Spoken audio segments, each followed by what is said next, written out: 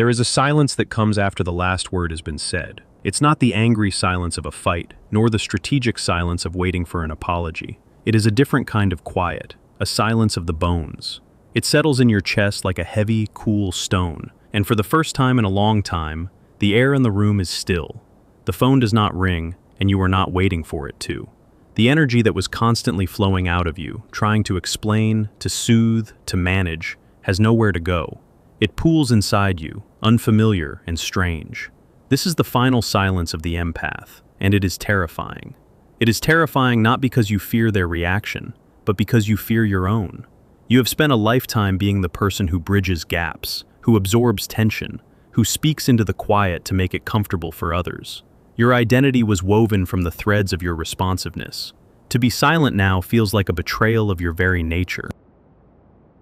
It feels like you have become the cold, distant person you always tried so hard not to be. The guilt that follows is immediate and immense. It's a ghost that sits beside you in the new quiet, whispering that you are cruel, that you have abandoned them, that you have failed. You replay every conversation, every plea, every moment you gave one more chance. You see their confused or angry face in your mind's eye, and the part of you that is conditioned to take responsibility for the emotional state of the universe asks, "Did I have to do that? Was it really that bad? Am I the one who is wrong?" But this silence is different from all the others. The others were pauses, moments to gather strength before you plunged back into the chaotic waters of the dynamic. This one is a full stop. It is the sound of a door clicking shut, a door you didn't even know you were standing behind. And in the profound, unnerving quiet that follows, something else begins to happen. Beneath the waves of guilt, a deeper current stirs, a stillness, a sense of space. It is the feeling of a room that has been emptied of furniture that was never yours, and you were left standing in the middle of it, alone, disoriented, but finally, breathing your own air. This is not the end of the story. This is the beginning of yourself. The pain of this moment is not just about a relationship ending or a dynamic shifting. It is the pain of psychological birth. What you are experiencing is not just setting a boundary. From a Jungian perspective, it is the violent, necessary first step of individuation. For so long, your sense of self was fused with the other. Your empathy, a gift in so many contexts, became a conduit through which your life force was drained. You didn't just feel for them, you felt as them.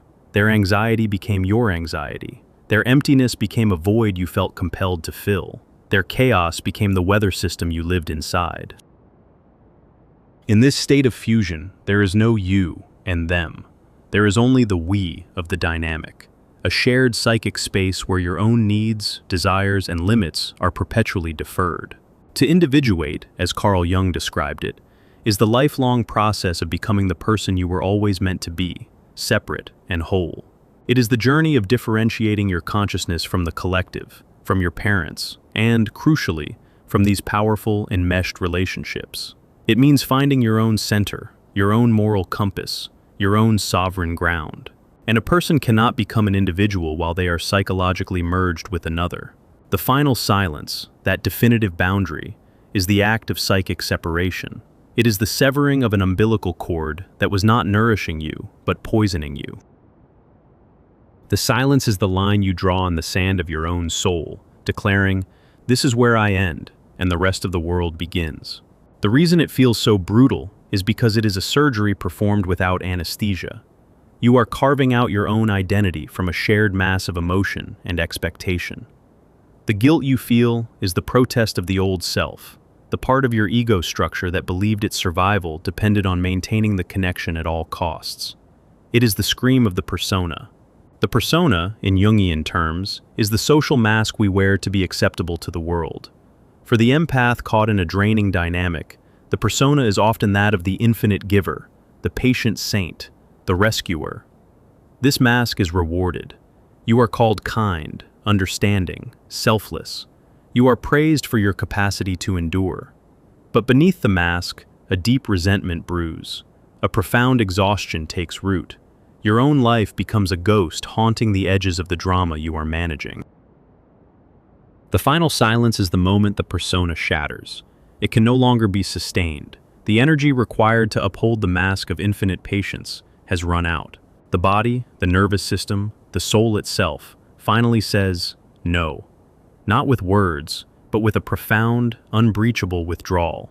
You do not choose this silence as a tactic. It chooses you, as a last resort for survival. And when the mask of the good person falls, you are confronted with what it was hiding, your shadow.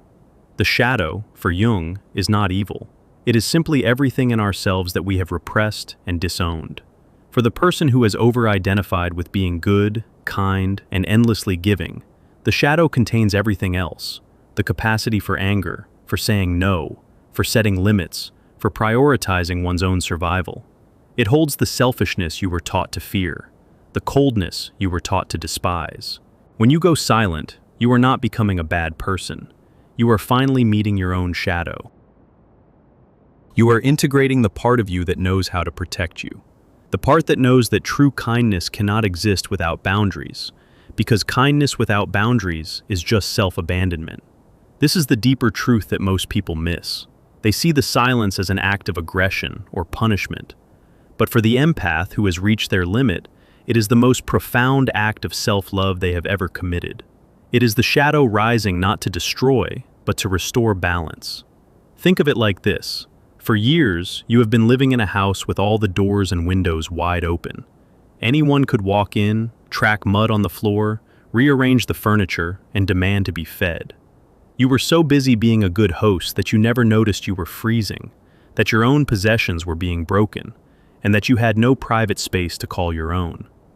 The final silence is the act of walking through the house, methodically and quietly, and closing every window, locking every door. At first, the silence in the house is deafening. You are used to the noise, the chaos. Then, the rattling starts.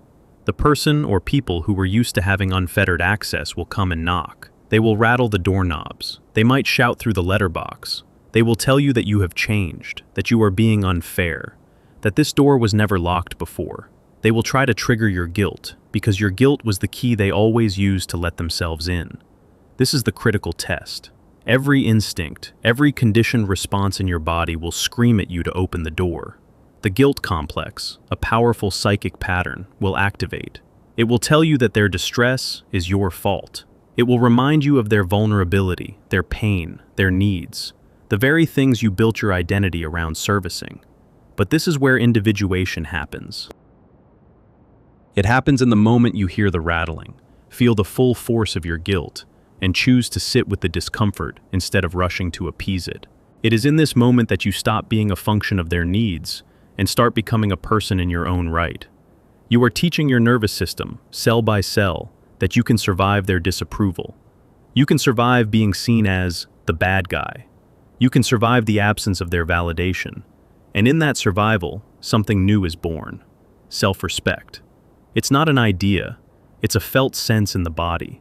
It's the quiet solidity in your core that wasn't there before. It's the realization that your worth is not contingent on your usefulness to others. Let's be clear, this process is not about demonizing the other person. While their behavior may have been part of a narcissistic or manipulative pattern, the focus of this inner work is not on them, it is on you. The dynamic, from a Jungian viewpoint, was a co-created field. Their patterns hooked into your unhealed wounds, your unintegrated shadow, and your overdeveloped persona. They were the catalyst, but the material for the transformation is all yours. The pattern often hooks into an early abandonment complex. Somewhere in your past, you learned that your value, or even your safety, depended on being accommodating, on anticipating the needs of others, on never being a burden.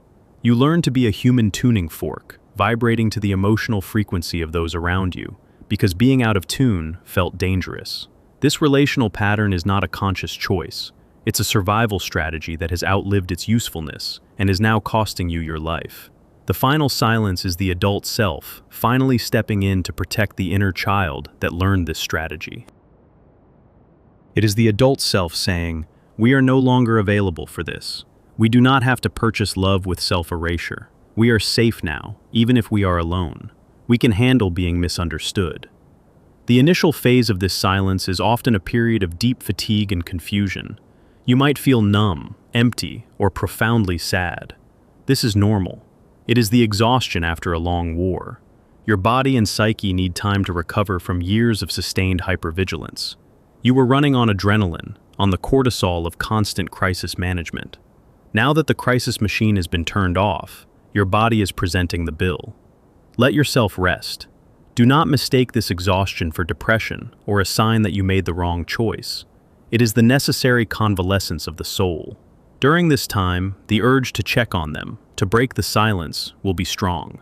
This is the addiction of the trauma bond. Your brain is wired to seek the chemical hit of the cycle, the tension, the release, the brief moment of reconciliation.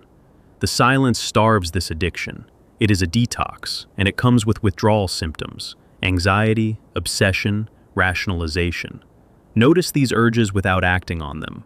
See them for what they are, the death throes of a parasitic pattern that lived inside you.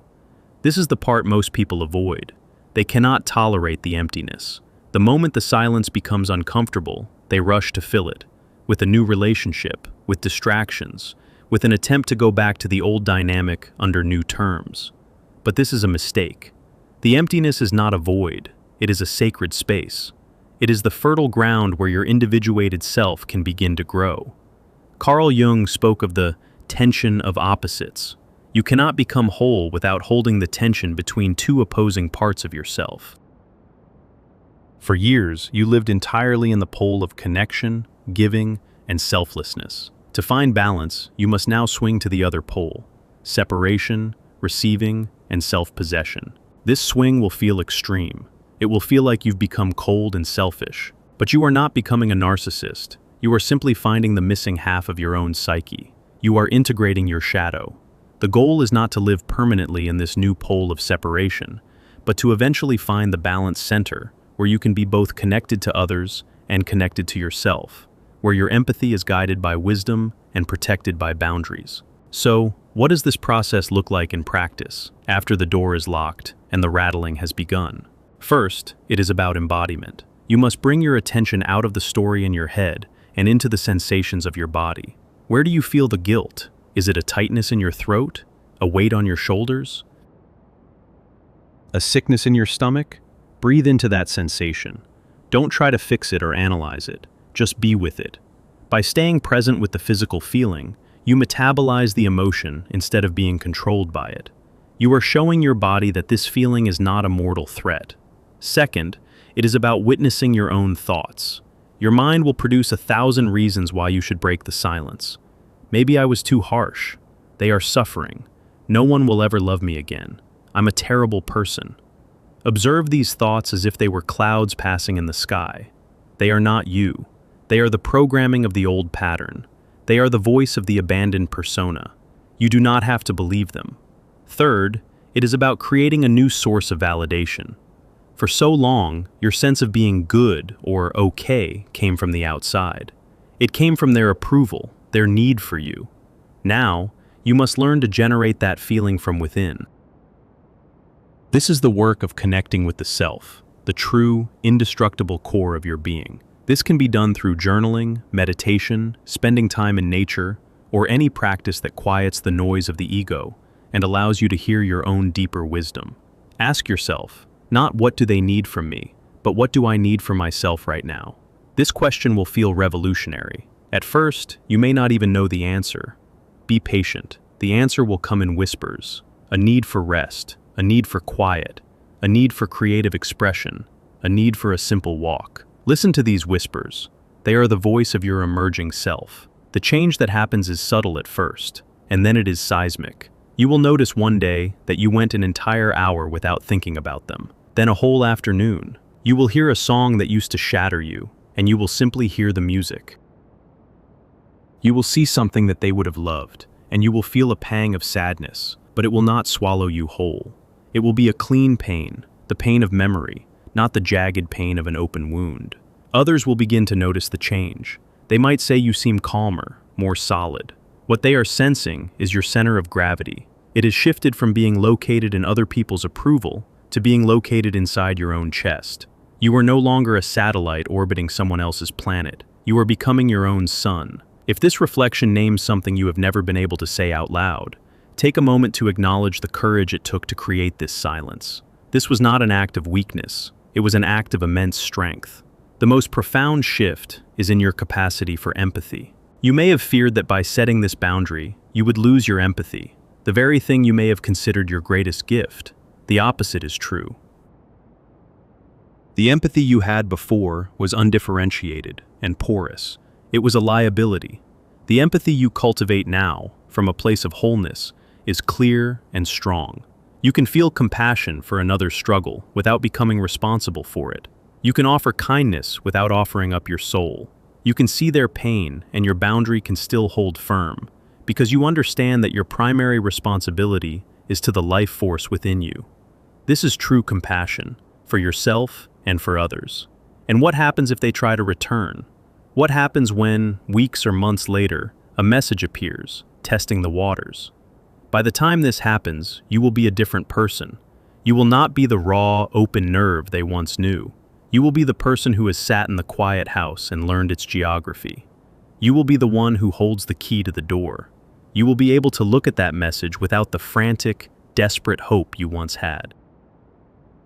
You can observe it with a calm, discerning heart. You will be able to ask the right questions. Not, do they miss me? But, has anything fundamentally changed? Not, can I fix them? But, is this dynamic healthy for me? You will be able to feel the pull of the old pattern without being pulled under by it. The final silence of the empath changes everything because it changes the empath.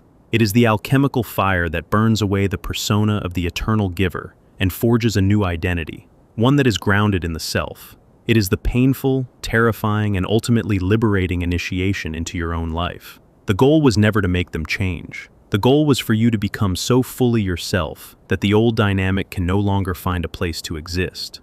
You did not become cold. You became sovereign. You did not stop caring. You started caring for yourself.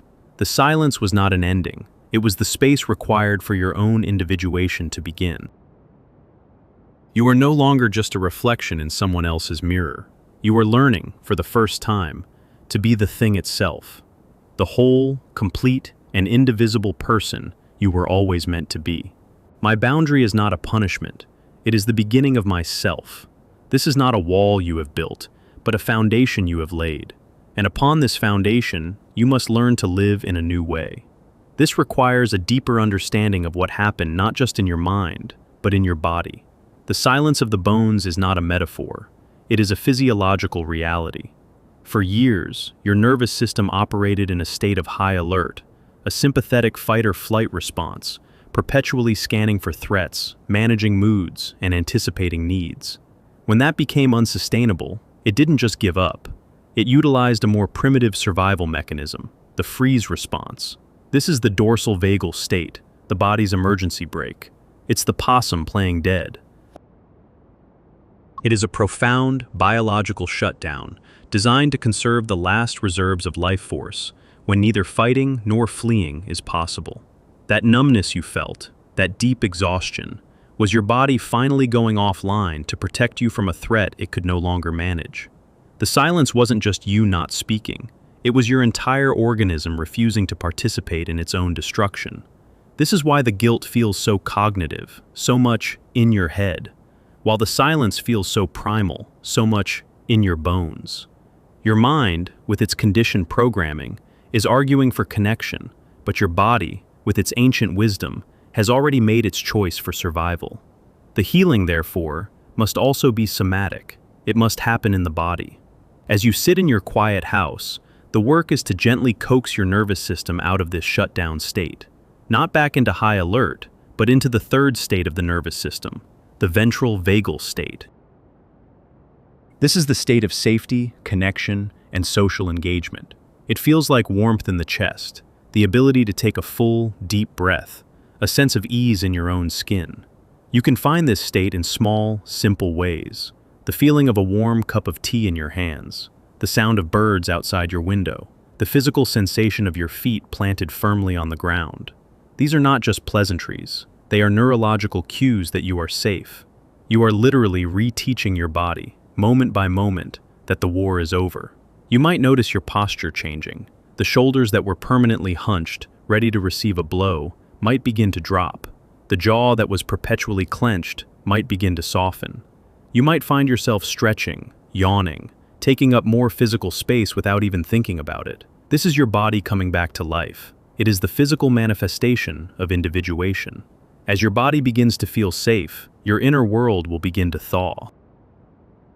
This is where you will encounter the grief you couldn't afford to feel when you were in survival mode. The grief for the relationship you thought you had.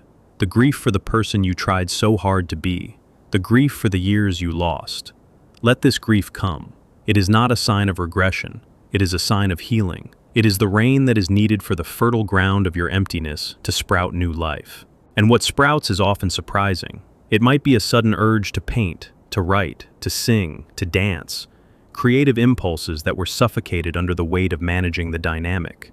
This is the life force, your own unique essence, that was being siphoned off, now returning to you. It flows into the spaces that have been emptied. Follow these impulses. They are the voice of your soul, your true self, showing you the way home. You might find your dreams change. The frantic, anxious dreams of pursuit or entrapment may give way to dreams of open landscapes, of finding hidden rooms in a house, of flying. Your subconscious is charting your liberation. This is the practical reality of shadow integration. It isn't a dark, brooding process. It is the act of reclaiming all the parts of you that were exiled. Your anger, once seen as a terrifying threat, is now understood as a sacred messenger that tells you when a boundary has been crossed. You learn to feel it, not as a destructive rage, but as a clean, clear energy in your body that says, no. Your selfishness is reclaimed as self-care. Your coldness is reclaimed as discernment. You will know the integration is working when you can disappoint someone without it sending you into a spiral of self-loathing. A friend asks for a favor you don't have the energy to give. The old you would have said yes, then seethed with resentment. The new you can say, I know this is important to you, but I'm not able to do that right now. You can say it with kindness, without a 20-minute explanation, and you can hold space for their disappointment without absorbing it as your responsibility. This is the integrated shadow in action. It protects your energy with clarity and compassion, not with aggression or defensiveness. This new solidity will inevitably face a more advanced test. It is one thing to hold the boundary when you are alone in your house. It is another to hold it in the world. Sooner or later, you may find yourself in a situation where you must be in the same physical space as the person from whom you have separated. A mutual friend's wedding, a holiday gathering, a professional obligation. The old you would have been a wreck for weeks leading up to it. You would have strategized, obsessed, and been flooded with anxiety. The individuating you will notice the old flicker of anxiety, but it will be different. It will be information, not a command. On the day, you will not go in armed for battle, nor will you go in cowering. You will go in grounded in your own center. You will embody a state of calm neutrality. When you see them, you will not need to make a point of ignoring them, nor will you be drawn into their orbit.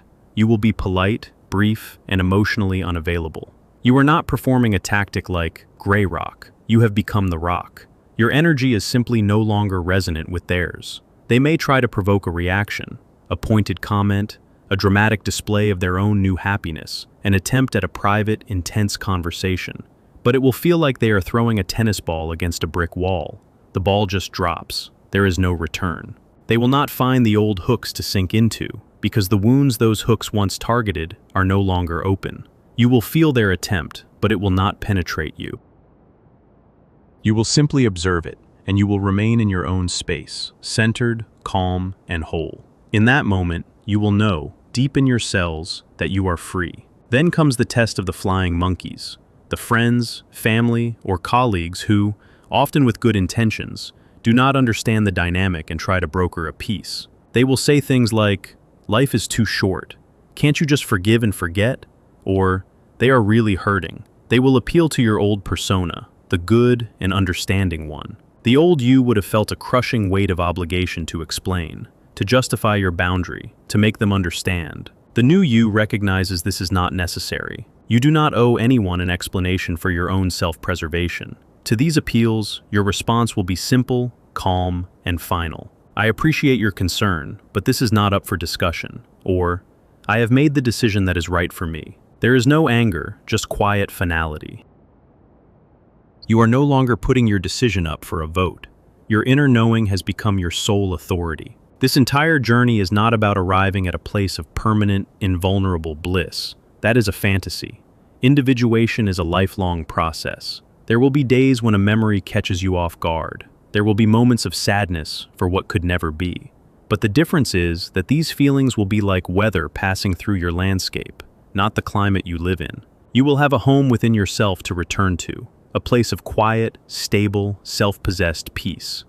The final silence, which began as a terrifying act of survival, becomes the foundational note of your new life. It is the quiet hum beneath all the noise of the world, a constant reminder of the choice you made, the choice to stop abandoning yourself. You will find that your relationships with everyone change. Because you are no longer seeking to fill a void, you can connect with others from a place of wholeness.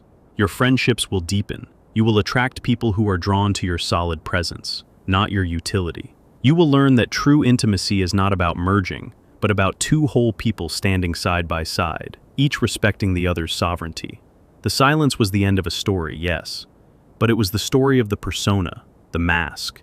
It was the story of the unhealed wound. The story that is beginning now, the one that is still being written, is the story of you. It is quieter, less dramatic, and infinitely more real. It is a story not of saving another, but of finally coming home to yourself. The echo of that silence was not an empty void, but a calling, and you answered. And in doing so, you gave yourself the one thing you were always trying to give to others, a chance to be truly, unconditionally, and sovereignly alive.